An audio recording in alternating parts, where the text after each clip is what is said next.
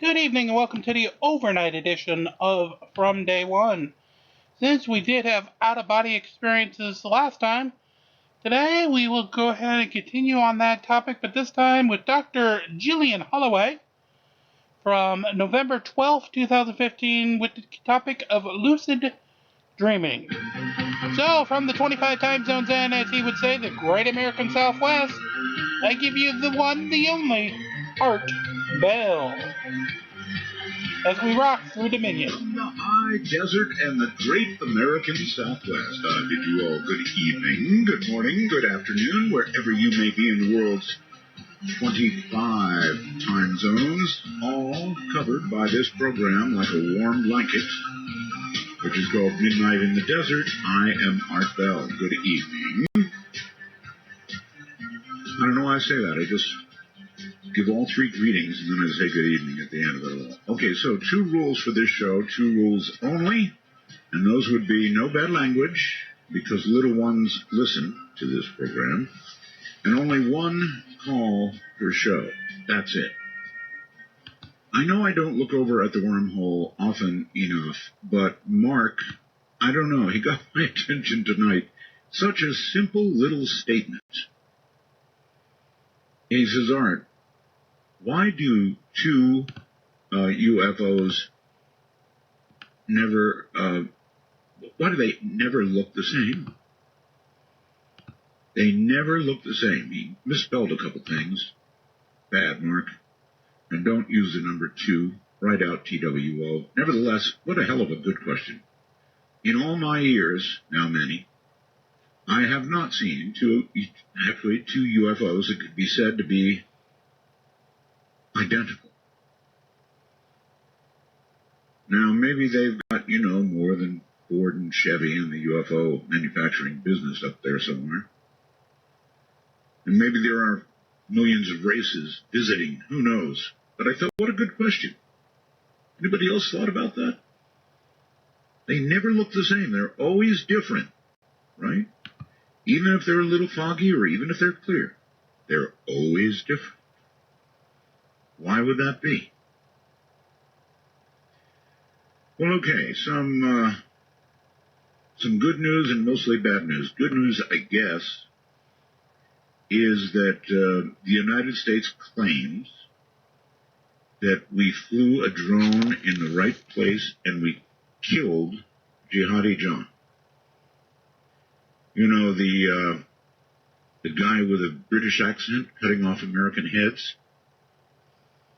So they may be picking up pieces of Jihadi John right now. Or not. But they think they got him. Pretty sure. In other not-such-good news, Kurdish-Iraqi fighters launched a long-awaited offensive to retake the strategic town of Sinjar from the Islamic State group, ISIS. And it looks like early reports are they're doing well. They broke supply lines, and so now they've got to push on in.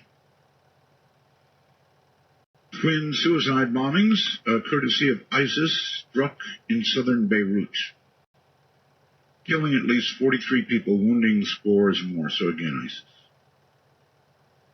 I will tell you, that whole part of the world right now, and I'm afraid I even include Egypt to some degree in it. Maybe Italy soon. This is spreading like a horrible virus. It's like a bomb went off in that part of the world. Even Europe in general doesn't seem that safe. And may not be unless we stop these fools. It's like a bomb went off in that whole part of the world, and I gotta tell you, we lit the fuse. Back with Iraq. We have ourselves to thank for what's going on over there right now. For months and months, Marco Rubio's campaign has sort of, they've worked out of a garage, for example, right? Now, all of a sudden, it looks like Rubio might be getting some traction. I told you I thought he might be the one. And so they're moving on up. And they've got actual campaign headquarters now, out of the garage. It's a ways from there to the presidency, but you never know, right? moving on up.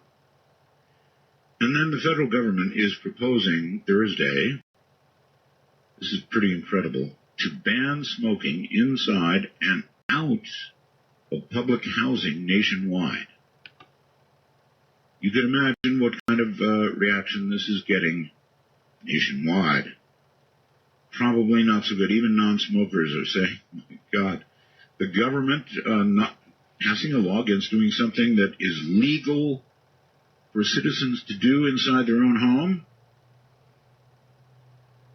Yeah, I love government too. Well, all right, coming up is a very, very, very interesting show. Dr. Gillian Holloway has been on the faculty of Melhurst University in Portland, Oregon for 21 years and is dedicated to making dreams more accessible to everyone. I love these shows. I really do. Her research into the meaning of dreams is known internationally, and she is the author of 4 books on working with dream messages to change our lives. Her work has been featured in the Washington Post, the New York Times Health Blog, magazines like Shape, Allure, Cosmopolitan, Self, and Women's World. She is a veteran of over 500 radio and television interviews. She should be wearing a flak jacket or something.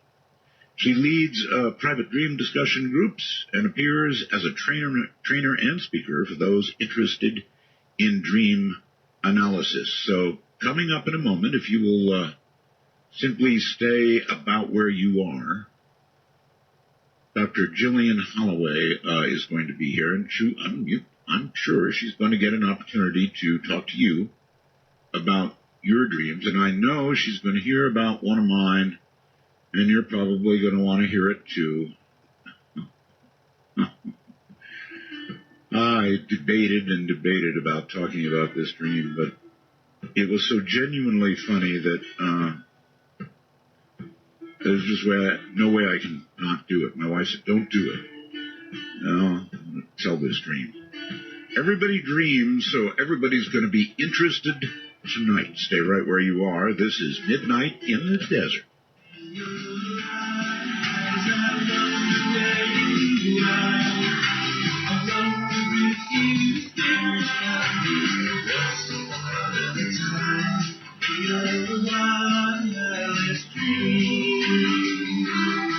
Midnight in the Desert doesn't screen calls. We trust you, but remember, the NSA, well, you know. To call the show, please dial 1-952-225-5278. That's 1-952-CALL-ART. All right. My favorite, you know that, right?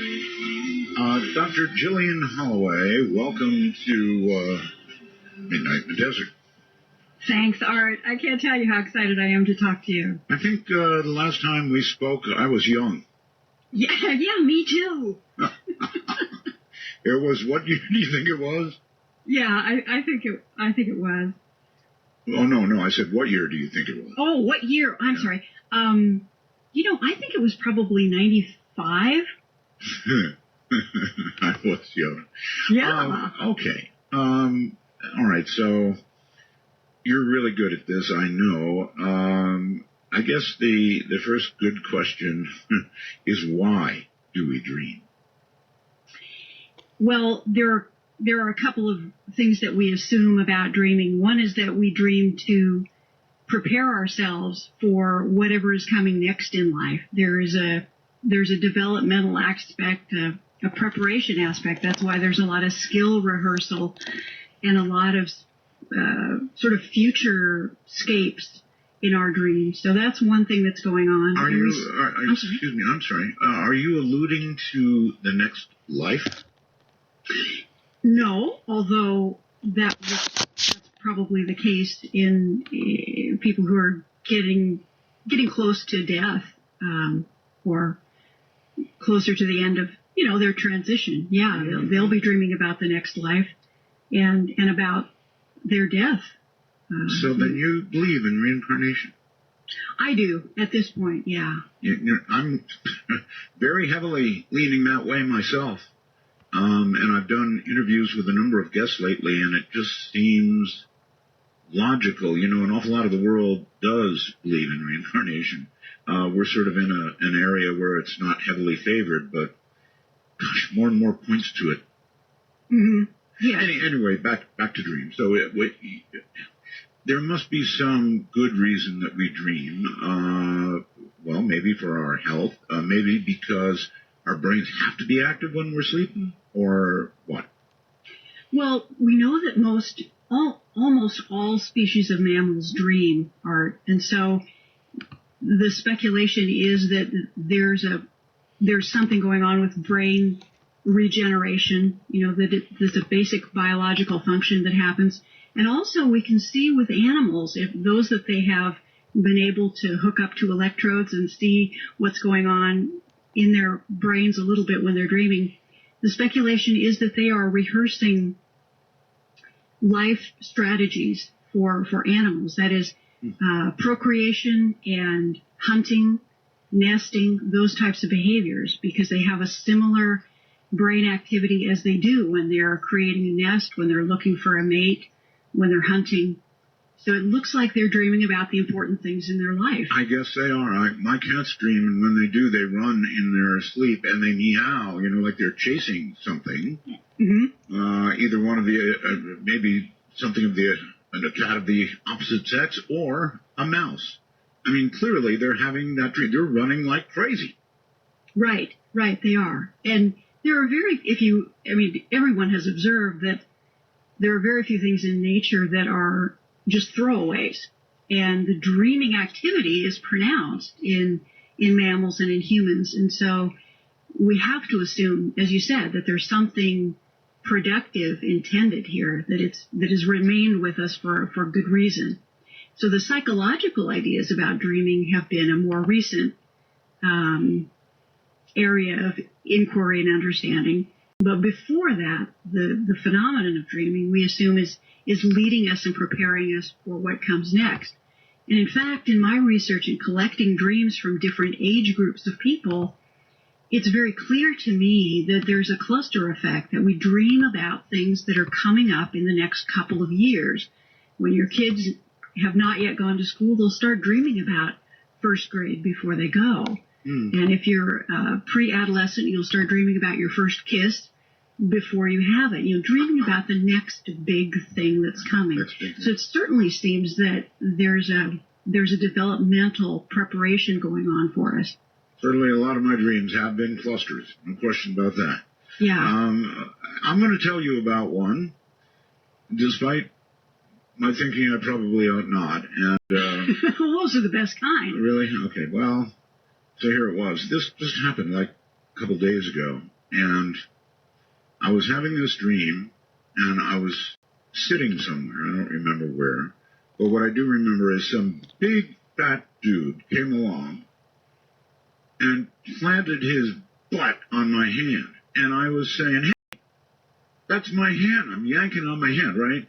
Mm-hmm. Trying to pull it out from under his butt, but it's big and it's heavy, and I can't get it out." And that's the instant I woke up, and with one last tug, I pulled my right hand out from under my butt.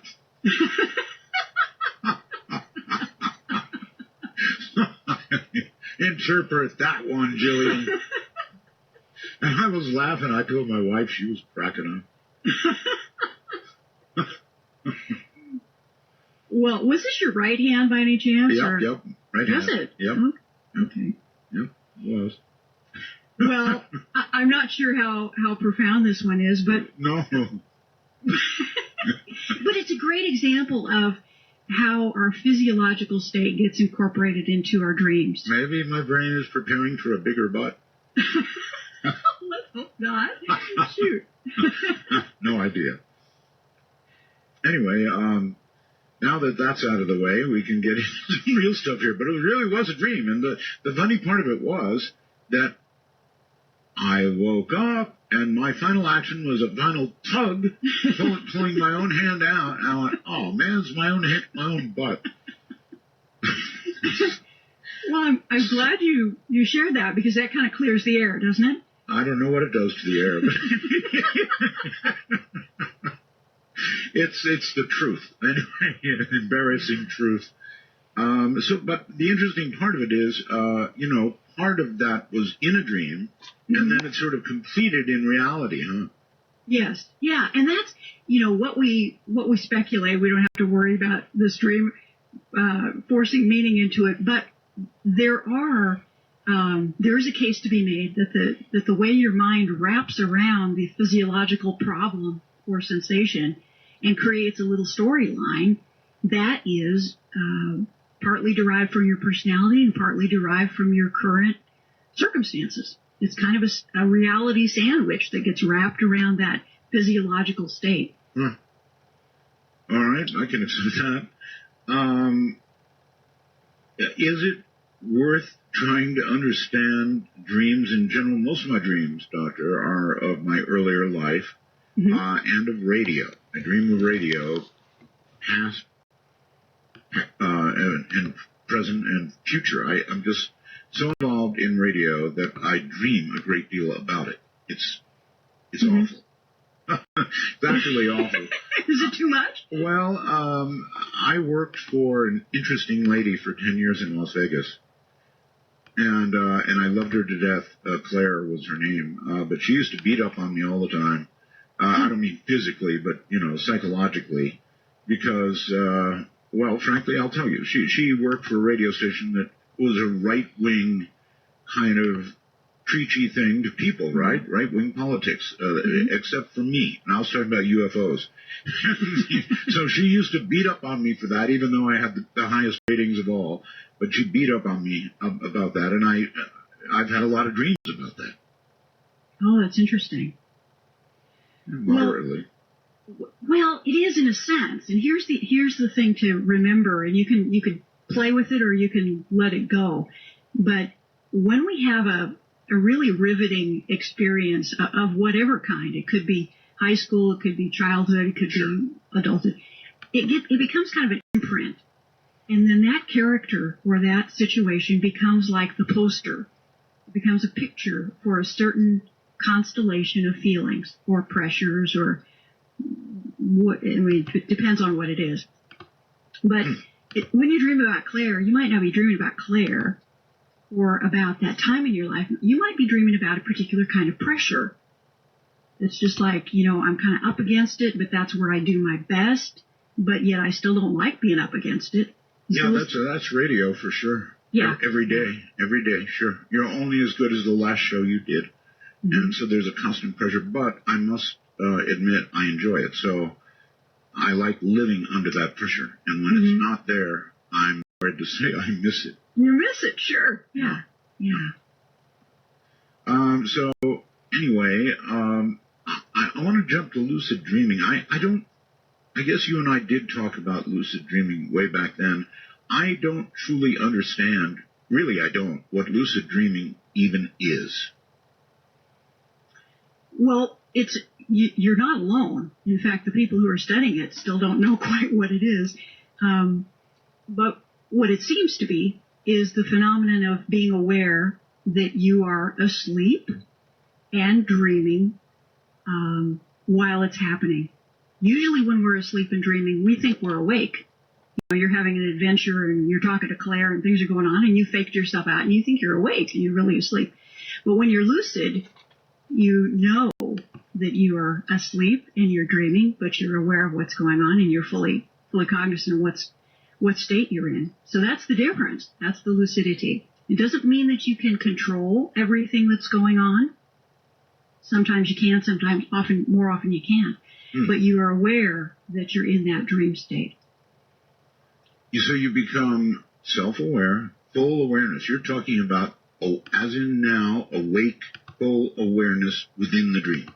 Oh, absolutely. Absolutely. And there are, the way I hear about this most is through my research with people who are having communications, they say, with the dead, where they meet their grandmother and she comes back and they say, "Shoot, Grandma, I thought you were dead. Am I dreaming? Are you here?"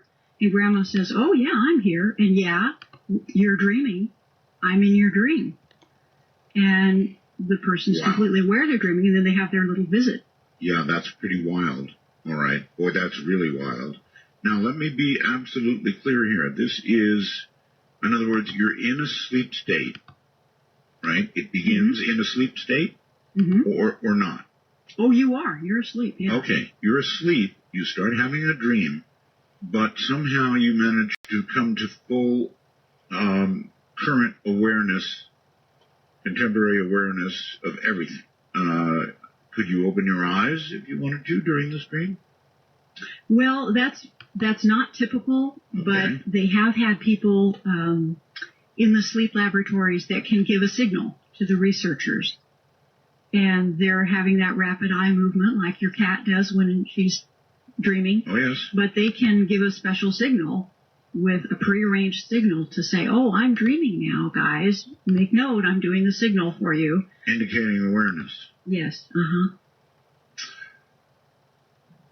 I've never even been close to that state that I know of. Or the thing I described to you a little while ago, my butt dream was as close as I've ever. That was actually sort of just, I don't know, dream into reality continued. Well, that's, as funny as that is, that's exactly how you train yourself to begin lucid dreaming. Not by sticking your hand under your rear end, but rather to blend the states of consciousness, that awareness and the dream state.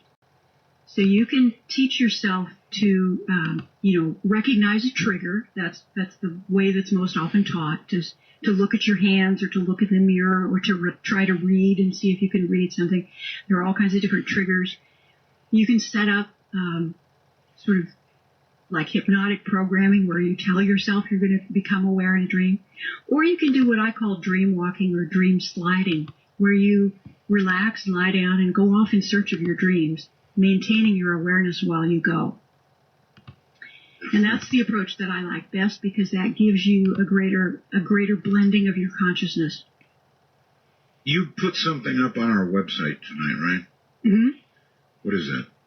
That is a little sample of what I call dream walking or dream sliding, which is kind of a meditation where you can go into a relaxed state. You can sit down or lie down, do this little rehearsal that you can then use when you fall asleep at night and to try and ignite that blend of consciousness so that you can maintain your awareness as you slip into sleep. Okay, everybody take your credit cards out. It'll be $9.95 per dream. No, actually, it's free. Put it there for free. I would think this would normally be part of something you'd offer to people in a maybe clinical setting of some sort. Well, I do teach little classes on this and give people techniques. I think it's something that, it's pretty controversial, lucid dreaming, and some people think it's quite dangerous, kind of don't try this at home sort of thing. Why? Well, it has a reputation kind of like out-of-body experiences where people feel that you can go off and meet some dastardly characters in other realms. Well, are you sure it's not combined with OBE?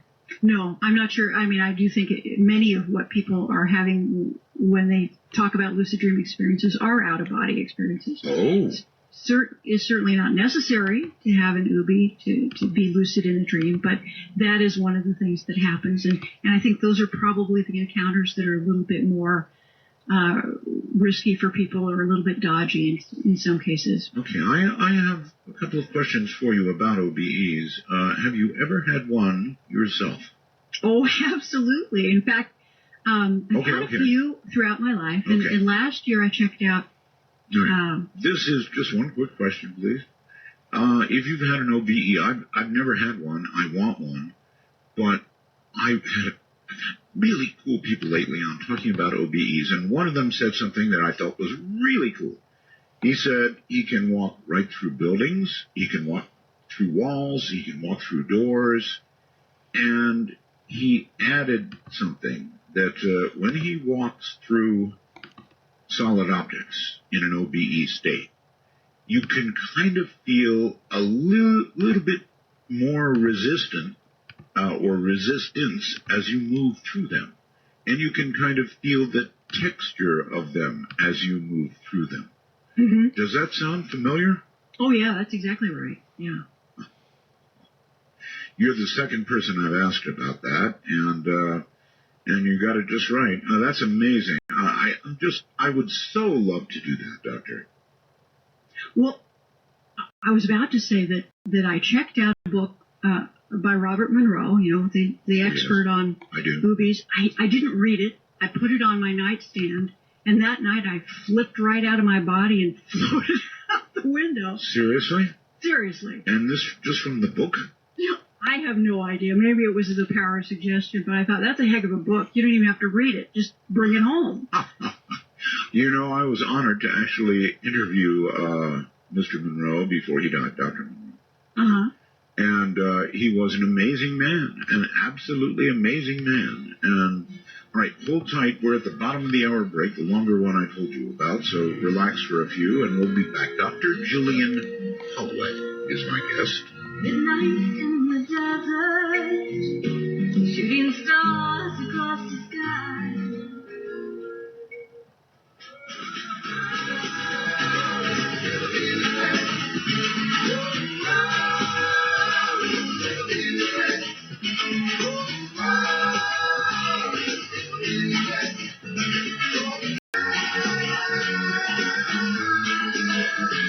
Wanna take a ride?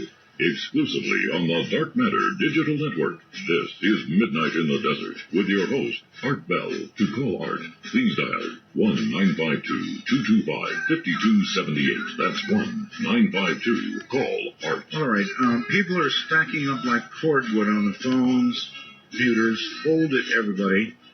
We're not going to the lines yet, but that time will come. So I don't want I don't want you to get annoyed because you're waiting and I'm not picking up, because it's not time yet. So Dr. Jillian Holloway is my guest, and it's all about dreams, and that's why I know you're stacking up like cordwood. Everybody has them. There are realms beyond the common dream. And I love talking about those, and those are lucid dreaming, which I'm understanding a little bit better now, and, of course, OBEs. And so we're talking about all of that, and it's all sort of, I guess, wound together. Anyway, a dream interpreter is here. Is that what you would call yourself, Dr. Holloway? Yes, more or less. Yeah, sure. A dream interpreter. So how many dreams actually have important meaning? And are there dreams that just, really don't mean a darn thing except, the fancy of the mind letting loose?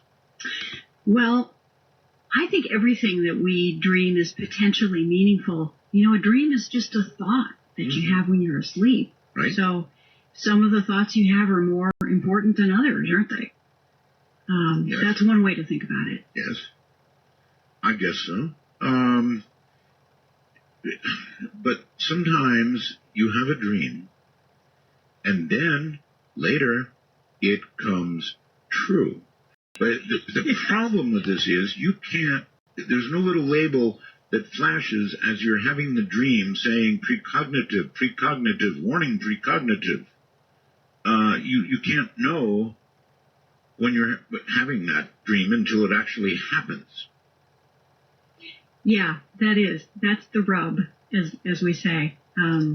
The more you know about your dreams, the more you pay attention in general, the more likely you are to have some kind of a gut reaction to the dream when you wake up that you can take forward, that quickens your sense of recognition. But you're right. In very few instances do we know that we're having a precognitive dream, unless it's a lucid dream, and then people have had the experience of being told or hearing a voice or saying, be sure to remember this tomorrow. So the more lucid, that's an argument for learning a little bit about how to be more lucid in your dreams, because you have a lot better shot at recognizing, especially any kind of a warning that you have in a dream. Okay.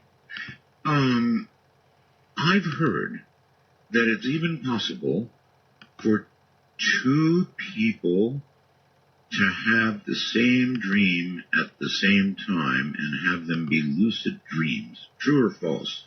Oh, true. And that is so far from anything that I can even.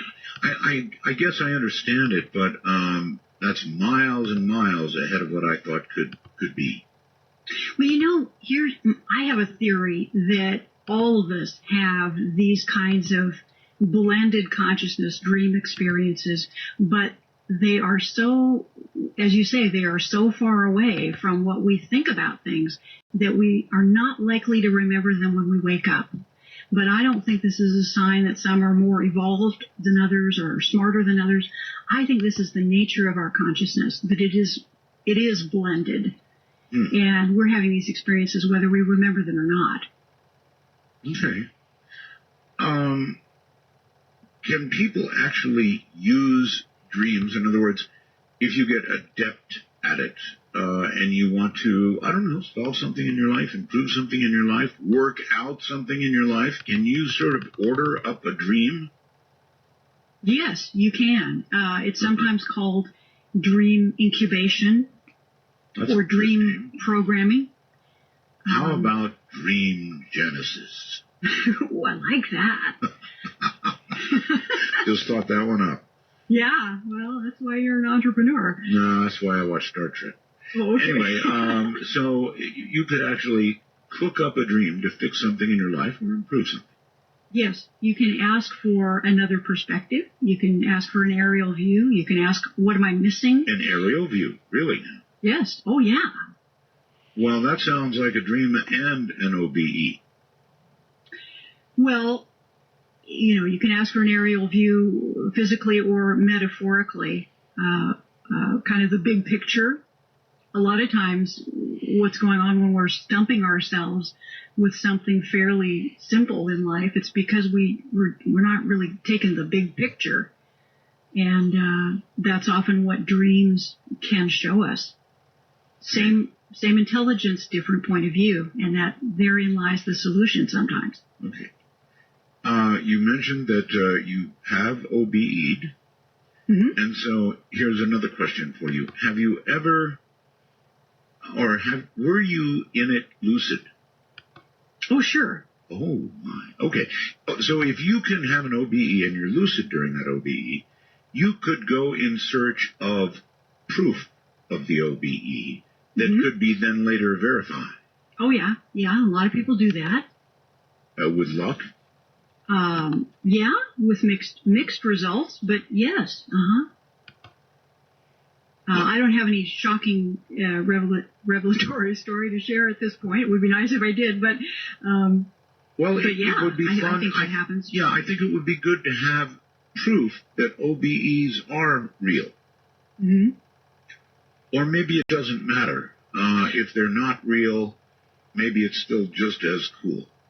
Well, I think if you talk to anyone who's had one, they are so unique that something extraordinary is going on. Would you go so far as to say that you're always in a lucid state when you're OBE? No, I wouldn't, because I've heard stories of people who were kind of had their butt on their hand.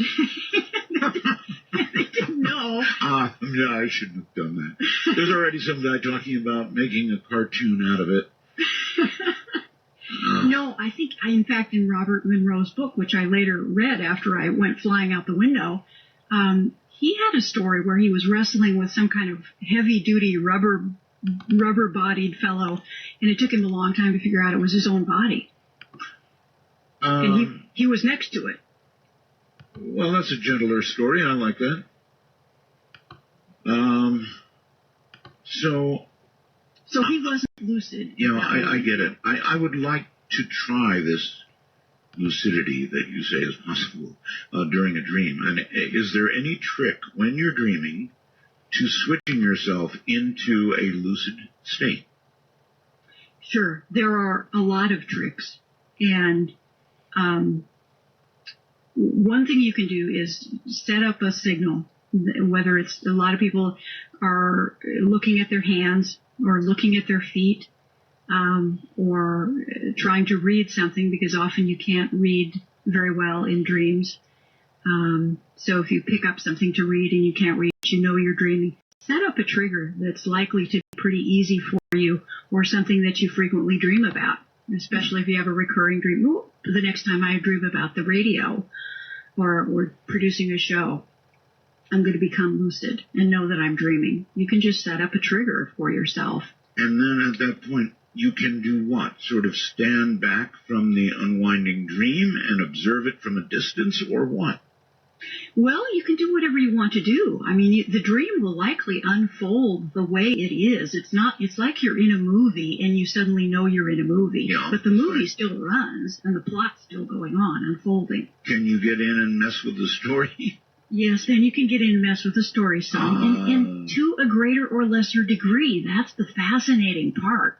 Because you'd think once you know you're dreaming, the jig's up. Yeah. And then you could, be on the beach somewhere. Right. But no, it tends that the story unfolds and you can manipulate it more effectively, but it isn't that the dream goes away. It's just that you know what kind of landscape you're in. All right. We're here pretty late at night. Well, it's going on 10 o'clock now here in the West, and really, really early morning back east. So I'm going to risk this. A lot of dreams surround sex, right? Mm-hmm. I mean, I think every adult knows that. So here is my question. I don't want to say some of the best sex I've had is when I was asleep, because that just sounds bad and gets me in big trouble. But it's been pretty good with one really super major complaint. Mm-hmm. And that is, I always, without exception, every single time, wake up just before I'm done. Now, is that a universal thing or not? It's not universal, but it is prevalent. More likely than not? Well, that's annoying. Yeah,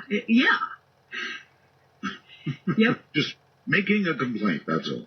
Well, it's a problem, and in fact, it seems to be the same thing that wakes us up if we're falling off a cliff before we get to the bottom. Oh yes. There's something about your blood pressure shooting through the roof and a lot of panting and gasping and heart pounding going on that wakes us up. Mm-hmm.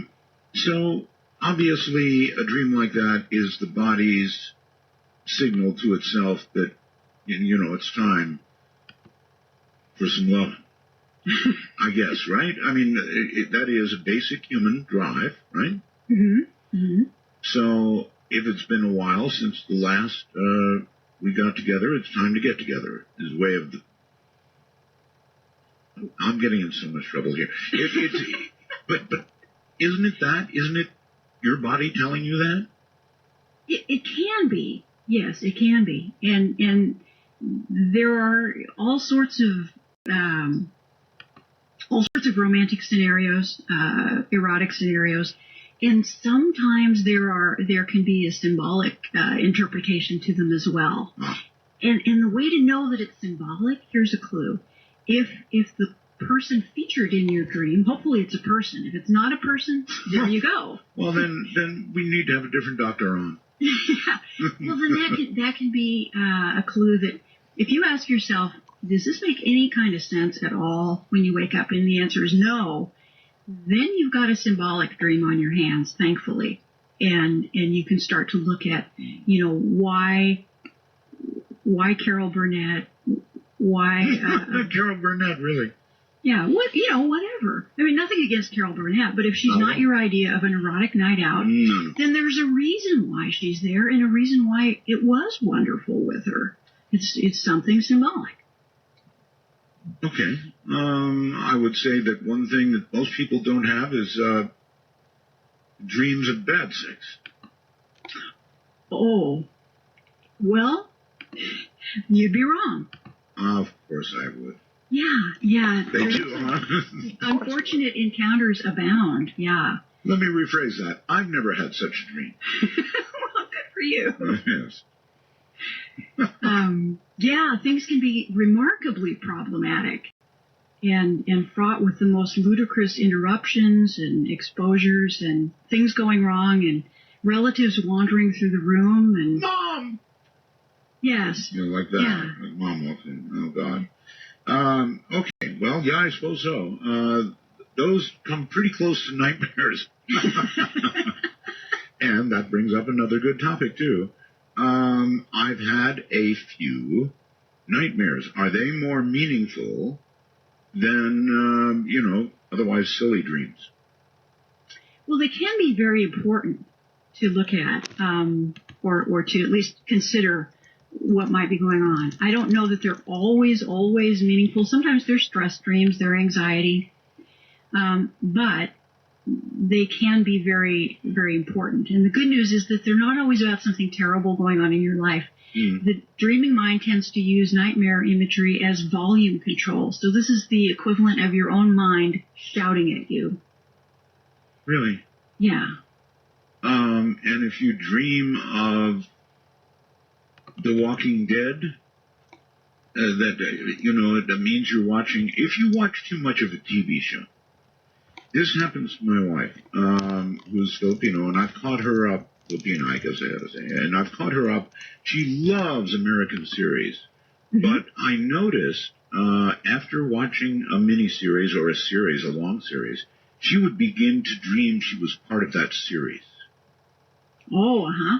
Is that a normal thing to do? It's fairly normal, yeah.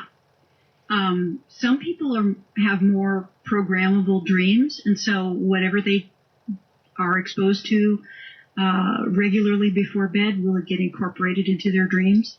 Mm-hmm. Yeah. Very, very interesting. I mean, she was in The Sopranos a few nights. What fun!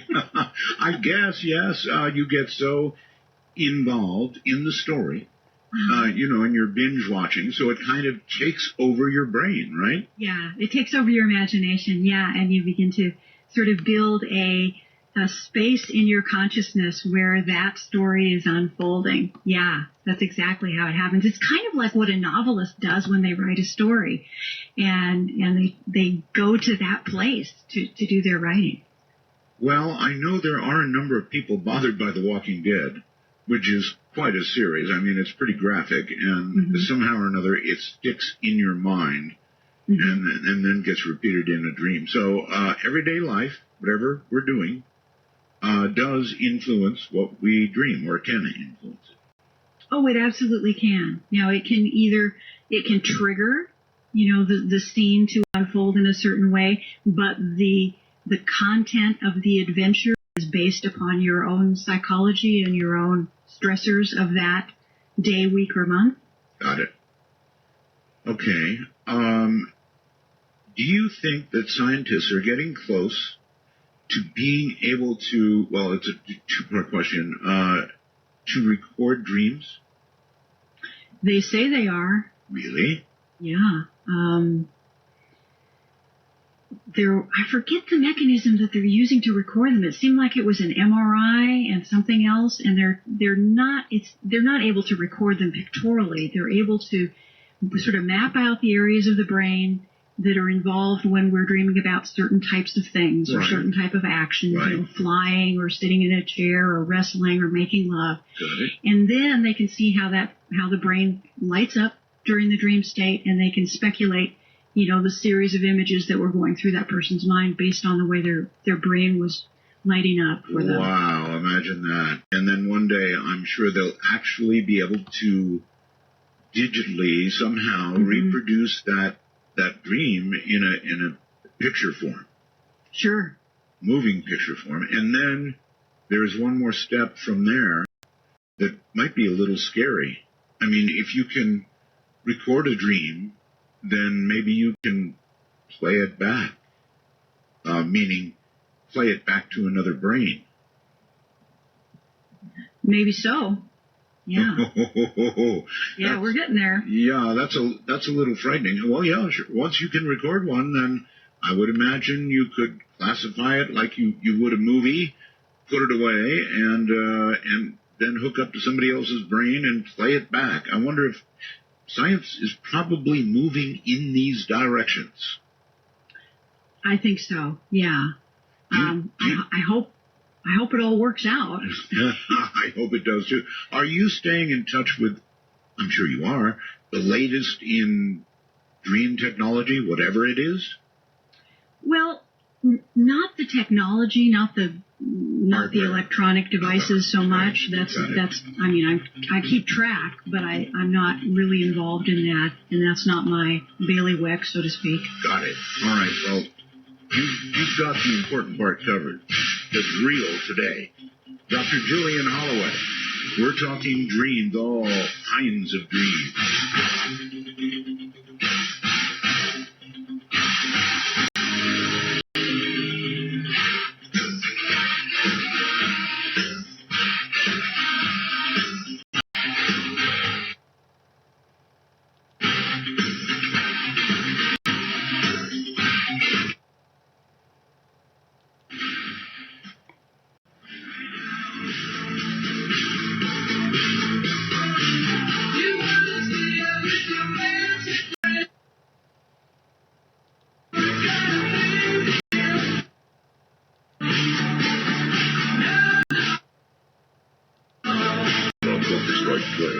And Midnight in the Desert is pounding packets your way on the Dark Matter Digital Network. To call the show, please direct your finger digits to dial 1-952-225-5278. That's 1-952-CALL ART. My guest is Dr. Jillian Holloway.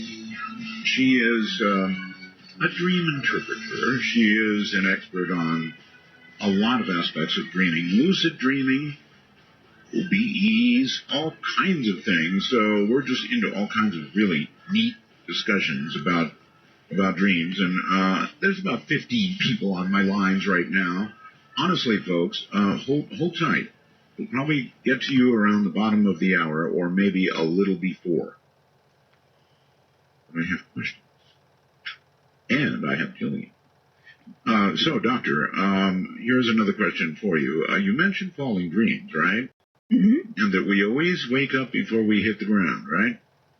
Well, more commonly than not, yeah. I've never talked to anybody who hit the ground. And so really my question is, obviously, every year in America and around the world, people die in their sleep. So, is it reasonable to ask you if some of the people who die hit the ground? That's what happened to them. Yeah. Well, yes and no. I don't think so. I love those as a talk host. I really like yes and no answers. Well, I don't think I've hit the ground, and I have died in my dream. Really? Oh, yeah. And I know a lot of people who have.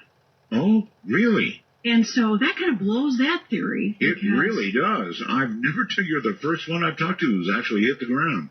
Oh, yeah. And then what? You kind of shake it off like a cartoon character and get up or what? Well, I died and I got out of my body and said something like, Holy. Gee, I hate when that happens. And went on with the dream as a dead person. And so, and I've talked to a number of people to whom that's happened as well. So, holy moly. You went on with the dream as a dead person. Oh, yeah. What, looking back at your body? Oh, well, it's just, the presumption in the dream is that when we die, we pop out of our body anyway. And you're kind of your spirit self going through the next part of the dream and talking to people about, well, I died, but it really wasn't that big of a deal. And just carrying on with the adventure. You have cool dreams. Well, a lot of people do. Well, you're just miles and miles ahead of me. Well, so we think, but you may not be remembering all of your adventures, though. Actually, I am. Are you? Okay. I think. Another thing about dreams, of course, is that generally, you have a dream and you go, that was something in the morning when you wake up, and then, even though it was something, unless you, have a discussion with somebody about it, or write it down, or in some way memorialize it, almost on the spot, it fades into oblivion and is gone. Mm-hmm. Why? Well, the memory, the state of dreaming is so different from waking consciousness when we're busy that as soon as we start getting busy, that dream fades away. Unless you're able to kind of remember it or go through it once, trace it back like a movie before you get up. If you can do that, then you're more likely to retain the whole thing. Okay. Is there value in remembering your dream? Well, naturally, I think so. The more you remember them, for one thing, the more you remember them, that is the quickest way to become lucid in your dreams. Is if you remember them and you're so familiar with your landscape that you can start to recognize it's dreamlike. And then you kind of catch on and have a lot more freedom that way. But also, when you remember your dreams frequently, you have access to all the other half of your own intellect. And it can give you an edge just in making decisions and trusting your intuition and in having that sense of what's about to happen, that deja vu moment. Okay, I'm going to push you a little bit here. I know that there are people who have dreams about the dead. Mm-hmm. You know, their dad, their mom, a lost partner, a child, hopefully not. But I mean, have dreams about the dead and conversing with the dead. Mm-hmm. In your opinion, are they actually speaking with these people? Well, visitation dreams or after-death communication dreams are qualitatively very different from grief dreams. And so I believe that, yes, those people who feel that they are connecting and making, having a conversation with the dead, I've come to believe that they are. So that is almost a verified way of actually communicating with those who have passed away. And wow. Yeah. What leads you down the path of authenticity? Makes you believe it's real? Well, it's the number of regular dreams that I've been able to see and work with over the years. I mean, certainly 50,000 anyway. And after-death communication dreams are very, very different. They're on all points. Visually they're different. In the conversation is different. The lucidity is different. People usually know they're dreaming. Like I said at the start of our conversation, they're like, but aren't you dead? I mean, they know, am I dreaming? They're asking, this is part of the conversation. If so that's you different. can push yourself to the lucid state within that dream, then yes, right? Yeah. And the things that happen are not typical for what one would expect. A lot of people don't recognize their relatives right off the bat because their relatives are so young. And the longer they've been dead, the younger they've gotten. I like that. Yeah. And nobody expects that. See, they expect Grandma to be 90, and she's now 30. And she's very beautiful and has quite a sparkle in her eye. Mm-hmm. And so this is something that I've heard from thousands of people, and none of them expected it. Well, when I talk to people who speak of the afterlife, they do say that you regain your youth when you were at your best, whatever that was, and you regain that in the next life. So I guess that would make sense. But, and really what you've said adds to the validity of your story, because why would you dream of Grandma being young and actually have trouble probably even recognizing her until you realize, oh my God, that's Grandma, and you look great. Young. Mm-hmm. So that sort of adds to the validity of the whole thing about the afterlife. Well, it adds up over time. I mean, it is still speculative, but you asked me what my belief is, and that's what it is. Okay. And again, the main topic tonight was lucid dreaming, even though we've been all over the place. And what it means, folks, is suddenly it's something you can do, becoming conscious, now type conscious, in the middle of the dream you're having, and if you so desire, then perhaps even directing the dream. And again, you put something on the website, and this will help you do what? This will help people to practice just a real quick skill that they can use as they're drifting off to sleep to help them retain their awareness as they enter a dream. Okay, so how is this used?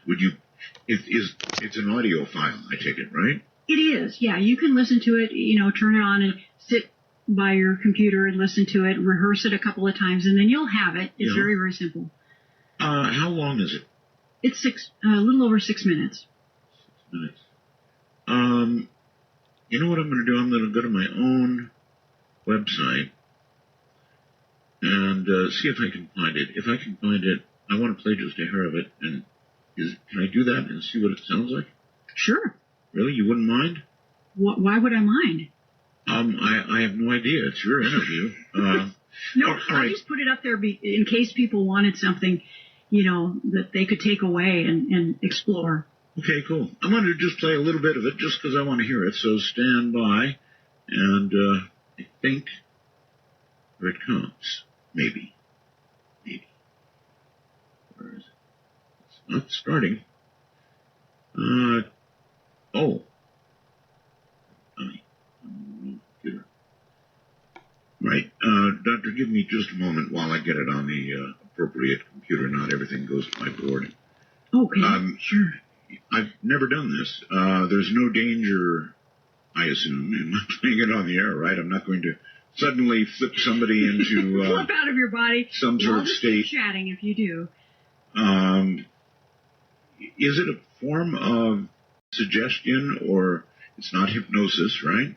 No, it's not hypnosis. It's like a meditation. So if someone were driving, they probably want to turn it down for a second. Uh-huh. Yeah, don't do this while driving, definitely. All right, just for fun, I want to hear what it sounds like. And with that, we will have to, unfortunately, leave Art Bell tonight. Come back tomorrow night to hear that particular way to get into lucid dreaming. We did go ahead and complete the brawls. We do get those credits. And until then, please make sure, as always, you do like, share, and subscribe. Help us get to the goal of 50,000 views, 1,000 subscribers. So box you over next year sends us those nice red packages, and of course YouTube will pay attention to us and put us on the algorithms. Coinbase, Ibotta, and Gain.gg are all there. Get your freebies from them and also help out the show at the same time when you do. And until tomorrow, like, share, and subscribe. Be kind to one another. As always, also release the Krakens as we march along here from day one. Have a great night's sleep. If you do have a lucid dream, enjoy, and we'll see you tomorrow. And thanks for listening and watching here on From Day One.